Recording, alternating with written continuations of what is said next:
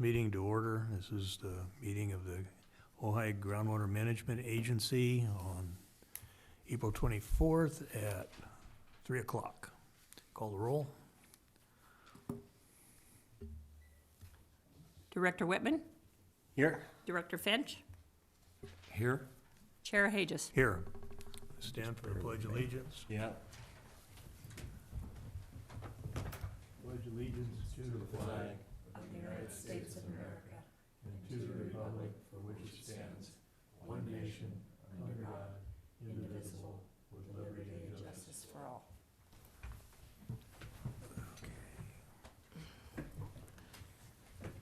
Director comments. Andy, do you have anything? No. Jim? Nothing. I don't have anything either. General manager comments. Hi, good afternoon. Just to give you an update on some of our Sustainable Groundwater Management Act compliance efforts. DUDEC is working on a data management system for us. We've had a couple meetings. What that will involve is a link on our website to kind of an online portal with mapping and well information. No private information about the wells, basically just their state well number, the type of well, and if it's active or inactive. There will be a login ability for myself, which will have more information about the well ownership and their recent history, so I can access that information from wherever I am. We're also working on still a lot of quality control on the Access database itself, based on statements that come through and confirming their meter information is correct. We're going to comb through the database and eliminate a lot of useless things and reports that have been in there. It's just kind of a mishmash, and we're going to clean it up and maybe potentially add more reports that might be useful to the board. So if you have, anything in mind, if you want to think about it, any kind of status reports or things like that that you'd like to see on a regular basis, let me know, and I can have our consultant work on specific types of reports. I'm also working on a PowerPoint to show people how to fill out their quarterly extraction statements, because they still come in with errors and they don't know what the meter multiplier is for. So I'm going to put a PowerPoint together, but then turn it into a video with some narration perhaps to kind of walk through the steps on what information is included on the statement. If you have this kind of meter with these units and this multiplier, this is how you do the math. If you're 0.5 or less, this applies to you. Just kind of walk it through as an informational video to also have on our website. That's what we've been up to. All right, thank you. Jordan, status report?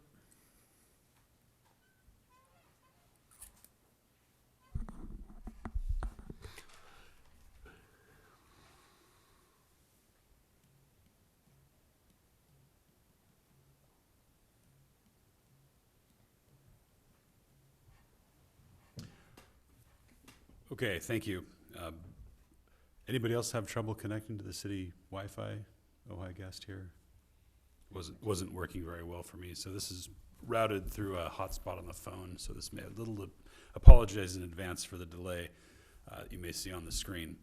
Thank you very much for the opportunity to share basin conditions as we see them. Today I'm talking about a short winter or a long summer. Maybe we're just in a long spring, but it seems like most of the conditions of winter were short-lived and brief, sporadic and late to start and early to end. And here we are traipsing down the recession curves of hydrography. So how much rainfall did we receive this year to date? We're at 14.92 inches on the ridgetop, 8.77 inches on the valley floor. And it's, we may get a squirt or two here more in April, and those showers will bring May flowers, but as far as recharge goes, not expecting a whole lot more. Where does that put us in terms of the driest year since. You only have to go all the way back to the 2021, 22 year to figure that out. It's relatively short. Mostly because we had the big 2023 and 2024 water years.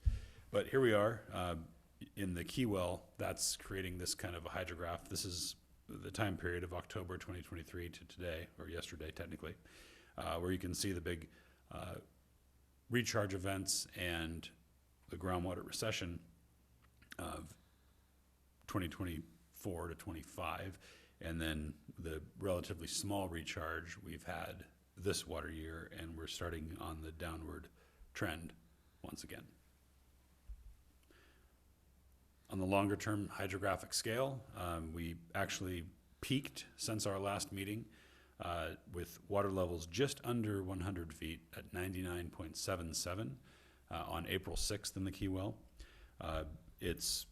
The current is 103.23 feet, which puts us at about 80% capacity, or 64,000 acre feet of water in storage in the basin. That is, that peak of 99.77 was up from the 107.33 nadir only in early January that we saw that, late January rather, sorry. 107.33 feet. So not a lot of recharge that came in as expected given the low precipitation this year. If you look at this hydrograph, you can see a couple other years where we would see such relatively small precipitation and small recharge. This sort of mimics what we saw in the 2011 to 12 water year, and also, again, as I mentioned, some of the others in 2021 to 2022. Surface water-wise, our budget as of yesterday's measurements, Gridley's trickling in at 0.04 of a CFS. Thatcher's dry, Reeves 0.16 CFS. Surface flow out and at the Fox Canyon, Bronca, or Montgomery Channel, Stewart as we call it sometimes, 0.46 CFS. Surface flow out of the main San Antonio Creek Channel, 4.18 CFS. Inflow at the Ladera Bridge, Senior Canyon, is 0.28 CFS, dry at McNell. Stewart also dry. Total inflow of 0.48 CFS and outflow of 4.64 CFS, largely from the perched system. That 0.4 CFS is almost 1/2 CFS, which is a little less than between 200 and 250 gallons per minute if you think about it that way. How does that look visually? Here's that Ladera Road over Senior Canyon. Location in where the camera is on the inset map to the lower right. Over down by Reeves Creek coming into the basin. Gridley Creek coming into the basin, just near the confluence. It's interesting how mossy this is, or algae ridden it is. And this is an area with not a lot of septic or human activity really upstream, quite a few plantings, but really nutrient rich, as you can see. Thatcher, where Horn Canyon comes in, dry. Our camper is still there. The deer head we saw last month is gone. Here's the dry crossing, indeed dry above and below. And then where groundwater exfiltrates in the lower portion of the basin, very consistent with the past few observation periods. It's very consistent in this area this time of year. Perch systems right there. Flowing out of the basin at Under Creek Road, and where we measure the main channel of San Antonio Creek. You can see if you look closely, there's a tape line right in the middle of that creek. It's yellow this month. Going forward, we're looking at ENSO neutral conditions, not really El Nino or La Nina, just normal-ish. What that means is they're expecting, NOAA being they, expecting equal chances of average precipitation for the coming months, May, June, and July, and a little bit warmer temperatures, actually, than what would be considered average for that same time period. That's about it. Any questions? Which average precipitation for May, June, July means 0. Yes, exactly. Yeah, not expecting much. Nice to see a little bit of prediction for this weekend of precipitation, but that didn't make the cut for the May, June, July averages. Any other questions? Yeah, how many years like this year would put us back to where we were 3 years ago when things were kind of dire? That's a good question. Let me go back to that longer-term hydrograph.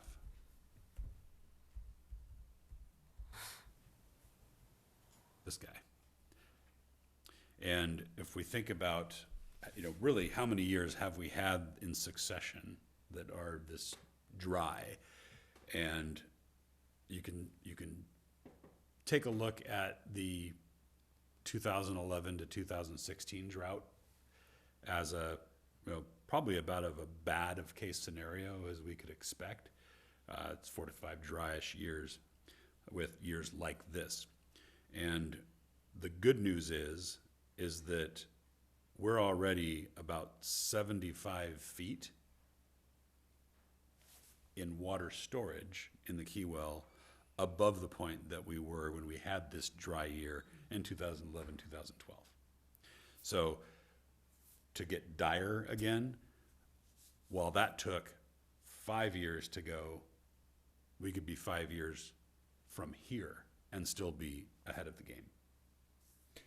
Yeah. And Okay. we're not pumping as much, I would Yeah. bet, as like, say, 13 prior. Yeah. So you probably have 7 or 8 years. Yeah, 7 is probably the short answer. Okay. Now, do we expect it to be this dire? No Not telling, necessarily. right? Yeah, crystal ball's as good as mine. It's not as, seems like it's not as predictable Yeah. now as it was 30 or 40 years ago. I think, what was the term? Stationarity is dead comes to mind. But, thinking about it in long-term cyclical nature or Pacific decadal oscillation nature, are we on a wetter cycle, drier cycle? Who knows? Some folks seem to think that we kind of started in a wetter cycle it would be 10-year cycle at the 2017 time. Maybe that started in 2019 and peaked in 2023, 24. We'll see what we get. And we could just as easily be looking at a couple of really wet years coming to us as there's just no way to say. Correct. And if I unscientifically use the pollen droppings from the oak trees as the non-scientific indicator, it'll probably be a pretty wet winter in 2025, 26. Just following on the oak trees know Yeah, how much rain's gonna come, and you spread the seeds when they're gonna get watered. And I haven't seen this much pollen locally from oak trees in quite a while. Actually, 2023. okay. You can flip this. Yeah, Yeah, so we'll see. We'll see how oaky September is and reassess the non-scientific algorithm. Okay, any other questions? Okay, the next item is public comments on items not on today's agenda. Are there any public comments? Hearing none. Item 7 is the consent agenda. You have financial report for March, minutes for March 27th, and minutes for the special meeting on the 27th. Have a motion? Move approval. second. Call the roll. Director Whitman, Yes? Director Finch, Yes. Chair Hages. Yes. Next item is item 8, well verification for 1188 Carn Road. Julia. Yes, so we received the application from Mr. Kozani and engaged Dudek He paid the deposit, submitted all of the forms, engaged UDEC to perform the evaluation for compliance and consistency with the groundwater sustainability plan. The well is proposed to extract 8 acre-feet per year for agricultural use. And based on DUDEC's evaluation, you can see the recommendation of the determinations that they made, that it's not inconsistent with the groundwater sustainability plan, nor will it decrease the likelihood of OBGMA's ability to reach their sustainability goals. So at Resolution 2025-03, authorizing the well verification is in front of you, and I recommend approval of that resolution. Any questions or comments? Yeah. Jordan, the DUDEC report all looks right? In a word, yes, although I must limit my comments because Mr. Kazani hired Care Groundwater to do a feasibility evaluation a few years back on this to recommend the well design and location for his well. Yeah. So I couldn't be involved in really officially evaluating DUDEC's work product, but in a word, unofficially, Yes. yes. It's a It looks good report. It looks, it checks the boxes. Okay. That's my only question. Any other questions or comments? Okay, can I have a motion to adopt Resolution 2025-03? Yeah, I'll move. Or second. You moved it. I'll second it. And call the roll? Director Whitman, Yes? Director Finch, Yes. Chair Hages. Yes. Item 8B is proposed well metering exemption ordinance number 13. Did you do C? Julia? I think you missed the minutes. No, we That did, was all on the consent agenda. Oh, it's all as together? one, yeah. Oh. Sorry. Okay, 8B, the proposed well metering exemption ordinance. So a few meetings ago, as we were doing all of our outreach to get unmetered wells into compliance with our ordinance, we did hear from a number of people, I would say a dozen or so, a couple who did actually come to a board meeting and give you guys comments directly, that they had circumstances that would make metering difficult or infeasible for them at this time. So the Meter Compliance Ad Hoc Committee worked with Peter, our counsel, to prepare a draft well metering exemption ordinance, which is in front of you for your review and comment. It would basically rely on the existing process that the County of Ventura has to issue a certificate of exemption to certain wells. If they get an inspection done and a report prepared by a certified inspector on their list, who could be a hydrogeologist or someone with those type of qualifications, to make sure that the well is not going to be a nuisance or create a public safety issue with potential contamination. That's really the backbone of what our proposed ordinance relies on. It would also require that the well owner be up to date on their extraction statements and payment of their fees. And I also would want the board to consider, if someone applies for an exemption, that there's some kind of application fee to cover the staff time to review their application. And then we can bring back any comments you might have at the next meeting for a hearing on the ordinance. Peter, did you want to add anything? Just that with regard to the process, so this would be section 5 of the draft ordinance. Couple things to note. Right now, the way the ordinance is drafted, it says an annual water flow measuring device exemption form. That's something that Julia's already taken a stab at preparing. I think the change would be, and this is based on conversations with Julia, it would not be an annual form. right? Because there's an issue of, you know, tracking these folks, right? They come in, they get an exemption from OBGMA, they demonstrate that they've got a certificate of exemption from the county, but those exemptions that the county issues are good for 5 years, and then the well operator needs to re-up the exemption or go through the well destruction process. So it created kind of an administrative issue for us, as so, you know, how do we want to handle that? As kind of a place marker, I put in here, well, let's do this annually. They need to come into OBGMA annually and apply for this metering exemption. But after further thought and discussion, that seems a bit onerous. And as long as OBGMA can, when they intake the application form, mark the date when the certificate of exemption is going to expire, then we'll track that. And when it does expire, they're gonna need to come in and go through the process again once they've demonstrated that they have re-upped with the county and gotten a new certificate of exemption or renewed certificate of exemption for their well. So that's a change. The other would be a change, and we'll come back at the next board hearing with these changes incorporated into the ordinance.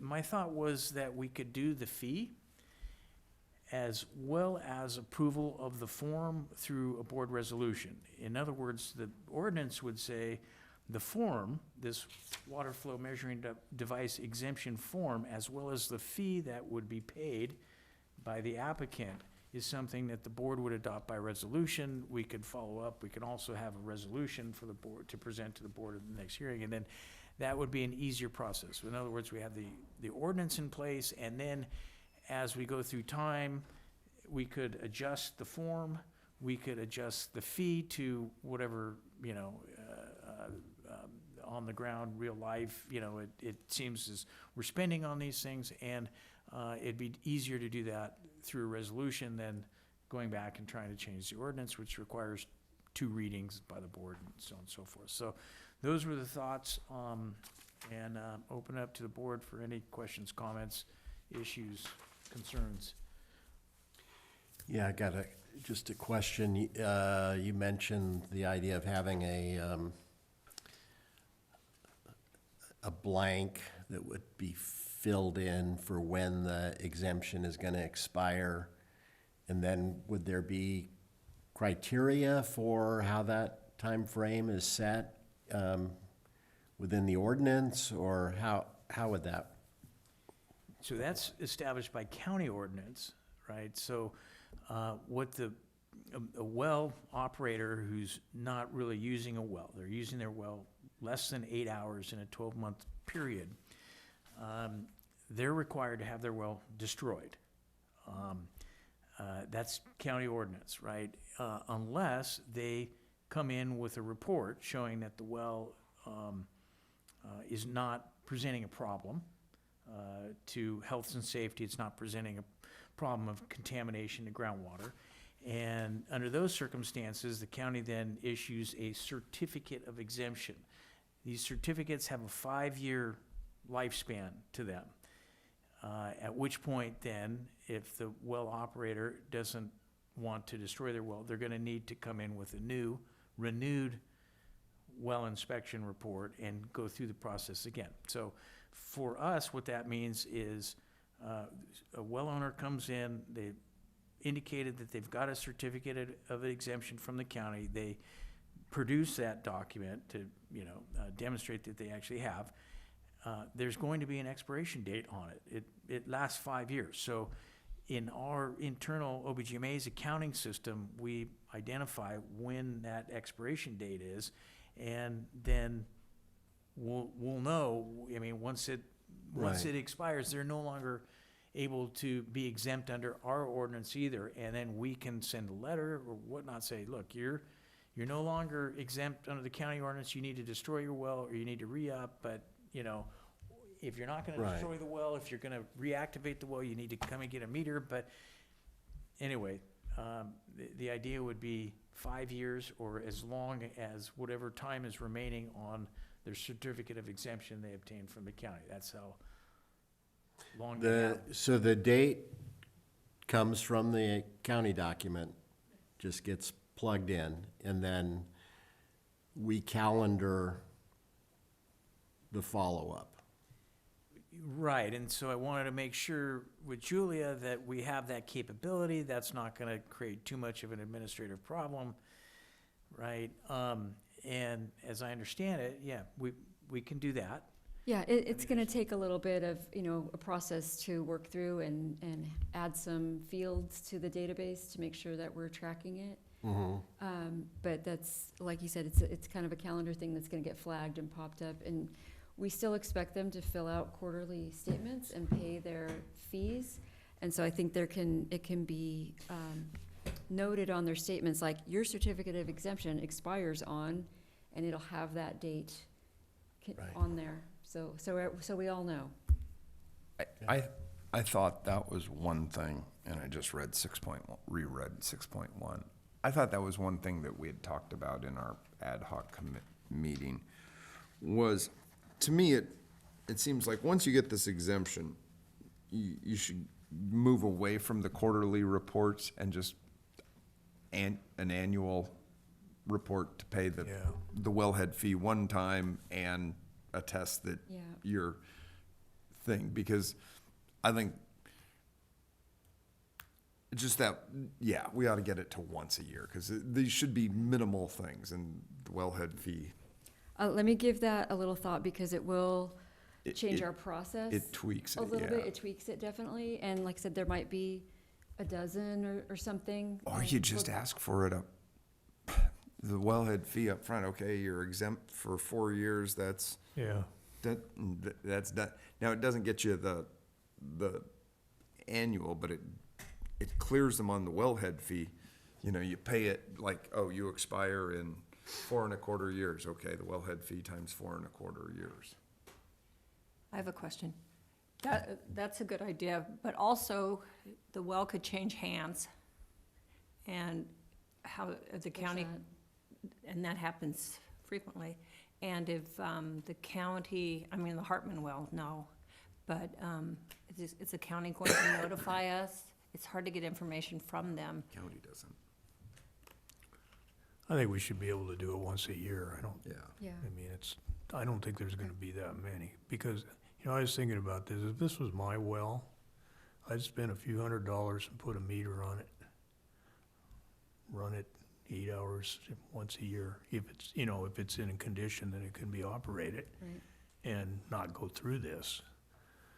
If it's not in condition that it can be operated, then this is really the best way to go. But it's like, some of the people that came in, they said they use it for emergency fire protection, or, so it's operable. Right.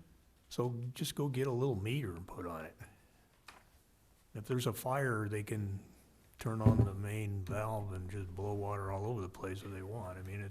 That isn't our issue, so.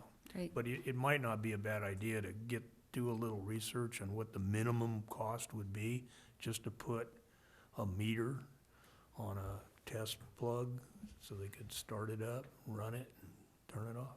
Well, they have to bring out a generator too. Well, some of them do, not all of them, but Some of them do. Okay. We can do that. I guess the other question I have is, Jim mentioned the wellhead fees. Some of them, the recordation fee would apply. The groundwater extraction fee for the minimum of 0.5 per quarter, is that something you would still expect to be paid and caught up for exempt wells? not if they're not running it. Okay. They're not using any water, so. I wouldn't think they would have to. That we know of. Unless, yeah. Then that probably should be made clear in the ordinance as well, that it's only the wellhead fee that would have to be paid, not the extraction fee or the groundwater sustainability plan fee. Because that's the trouble. I always forget which hat to wear. On the Sigma, the exemption level is 5? 2 acre feet per year 2? for Sigma.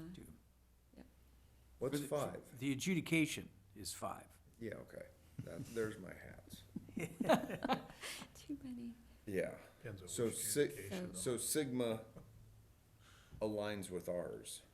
Right, With our groundwater With the sustainability Ability. fee. Yes, but the extraction fee applies to everybody for now.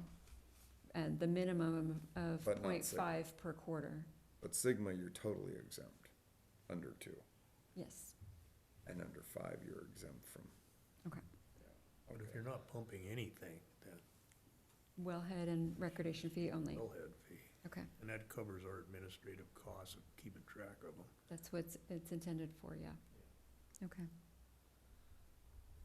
Okay, so just so that I'm clear, I'll come back with draft changes to this and present them at the next board hearing, and we can approve as long as everybody's comfortable. But we are, we're gonna eliminate any requirement that they submit quarterly extraction statements. They're gonna be subject to the wellhead fee only and no other fees, So annual, like Once a year. annual. type. some of them might be subject to the recordation fee if they have a recordation number, Right, so that should still apply, okay. but nothing extraction-based.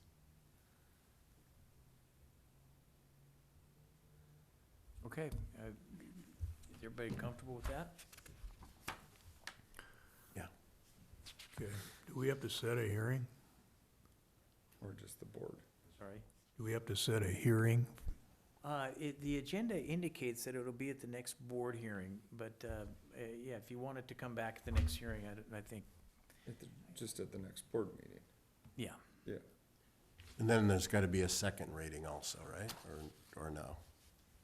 I think this is the first reading and discussion. We'll bring it back for final approval at the next board meeting, and I think that'll be good.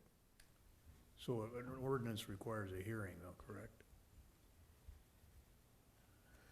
I mean, I don't care, I'm just, Don't you just say No. So- technically, I- we're into a hearing? but you have to publish it as a hearing, I believe. Yeah, you have to give the notification of the public and, I mean, at least for our city ordinances. And we gotta have 2 hearings. And there's, there's kind of a gray area where the first hearing, has all the information and what kind of changes you can make that are still within that first notice. But I'm guessing that you've got that figured out. Well, I would say that those rules that apply to municipalities Yeah. don't specifically applied to this agency. Right. But, let me look at it. Let's set it for a board hearing at the next board meeting, okay? And then if we're not able to get, look into it, if we're not able to get final approval at the next board hearing, then we'll do whatever we need to do, pivot. Okay? Yeah. Nothing's easy. Okay, anything else on that? And then discussion items, we have the legislative committee, any news on that? The only update I have is that I do have a trip to Sacramento scheduled for May 7th with the small GSA coalition. There's 6 of us going, and we're gonna have, I think we've got 6 meetings scheduled starting at 10 a.m. that day, so it'll just be a trip up and back the same day. And I will let you know at the next meeting, the May meeting, how that goes. Okay. I don't think we have anything else on the meter compliance, do we?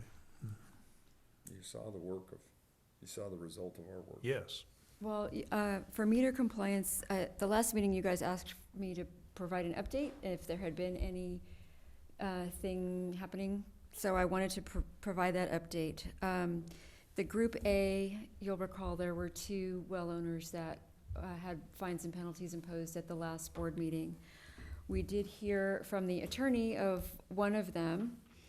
The subject line of his email was a demand to retract the resolution that the board passed last time. And this email went to Richard, and he forwarded it to Peter and I.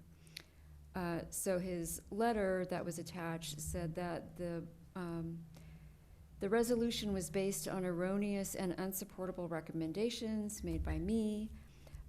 Any further communication needs to be directed to the attorney. There were some inconsistencies with what the letter said, the annual water uses compared to what the owner reports. Then there was an assertion that the property owner never received any of the notices, even though we do have the receipts from the post office that they were delivered. And demanding that the resolution be withdrawn. And if the board chooses to continue, the client is prepared to pursue all legal recourse. So that's the update on that one. Peter? Yeah, I wrote this attorney back, and in response to their request that the board withdraw the resolution imposing the fine and penalties, I said, sure, demonstrate that your well is in compliance, or your client's well is in compliance. You know, not that difficult. And if you do that, the board will consider withdrawing the request. And never heard back from the attorney, so that's where it sits.